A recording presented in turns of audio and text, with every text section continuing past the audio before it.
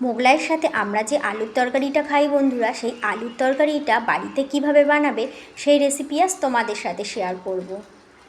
আমি প্রথমে আলুটাকে ছোট ছোট টুকরো করে কেটে নিয়েছি, তারপর পরিষ্কার করে ধুয়ে নিয়ে জলের মধ্যে আলুটাকে নিয়েছি।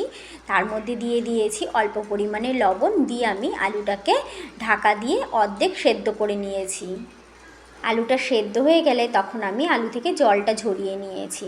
আলুগুলো দেখো কি সুন্দর সেদ্ধ হয়েছে, কিন্তু এমনিতে কিন্তু ভেঙে যায়নি। এবার কড়াইয়ে নিয়ে নিয়েছি তেল, তেলটা গরম হয়ে এলে তখন আমি আলুটা দিয়ে দিয়েছি, দিয়ে সামান্য একটু হলুদ গুঁড়ো দিয়ে আলুটাকে বেশ লাল লাল করে ভেজে নিয়েছি। ভাজা হয়ে গেলে আলুটাকে তুলে নিয়েছি। এবার কড়াইয়ে দিয়ে দিয়েছি আমি কিছুটা পরিমাণ সাদা তেল, তেলটা গরম হয়ে এলে তখন ওর মধ্যে দিয়েছি 5 ফোড়ন আর কিছুটা পেঁয়াজ কুচি দিয়েছি। পেঁয়াজটা দেবার পর পেঁয়াজটাকে আমি হালকা লাল করে ভেজে নিয়েছি।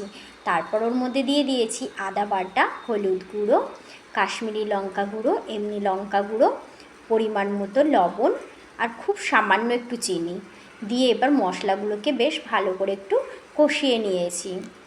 মশলাটা কষানো হয়ে গেলে তখন ওর মধ্যে ভেজে রাখা আলুটা দিয়ে দিয়েছি, আর দিয়েছি ম্যাগি মশলা, আর দিয়েছি খুব সামান্য পরিমাণে একটু গরম মশলা গুঁড়ো, আর দিয়েছি অল্প পরিমাণ টমেটো সস দিয়ে এবার আলুর সাথে সব কিছু ভালো করে একসাথে মিশিয়ে নিয়েছি। 2 থেকে 3 মিনিটের মতো আমি নাড়াচাড়া করে নিয়েছি।